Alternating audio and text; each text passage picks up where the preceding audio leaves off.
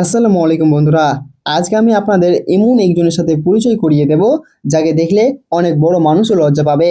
এই ছোট্ট ছেলেটার বয়স মাত্র 7 থেকে 8 বছর, কিন্তু তার পরিশ্রম, তার ইচ্ছা আর তার কাজ করার মন দেখে আমি আজও অবাক হয়ে যাই।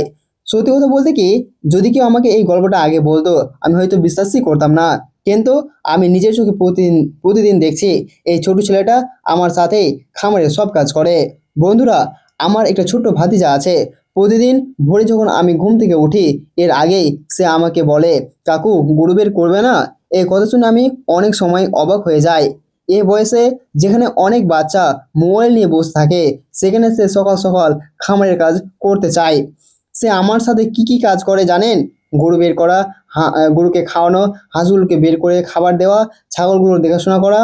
আমি যখন বলি চল ঘাস কাটতে যাব, সে এক মুহূর্তও দেরি করে না, বলবে চলো কাকু, আর আমার সাথে মাঠে চলে যাবে। অনেক সময় আমরা মাঠে যাই ঘাস কাটতে, ঘাসে জল দিতে, সার দিতে। অদ্ভুত একটা বিষয় হলো, কখনো কখনো আমি যাওয়ার আগেই সে চলে যায়।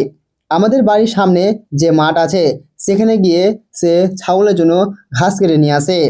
সত্যি বলতে আমার নিজেরও বিশ্বাস হয় না। বন্ধুরা, আমি অনেক বাচ্চা দেখেছি, কিন্তু এই ছেলেটার মতো পরিশ্রমী বাচ্চা আমি খুব কমই দেখেছি। আমি তাকে যত দেখি ততই অবাক হয়ে যাই।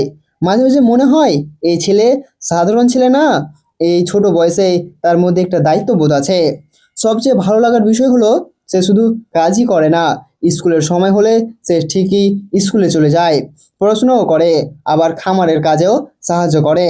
বন্ধুরা, আজকের দিনে অনেক মানুষ বলে কাজ নেই, সুযোগ নেই, কিন্তু আমি একটা ছোট ছেলেটাকে দেখে একটা জিনিস বুঝেছি, পরিশ্রম করতে চাইলে বয়স কোনো বাধা নয়। ইচ্ছা থাকলে মানুষ ছোট বয়স থেকেই নিজেকে তৈরি করতে পারে। আমি যখন তাকে দেখি, মনে মনে দোয়া করি আল্লাহ যেন তাকে ভালো মানুষ বানায়, আর জীবনে সে যাতে অনেক বড় কিছু করতে পারে। আপনারাও তার জন্য দোয়া করবেন।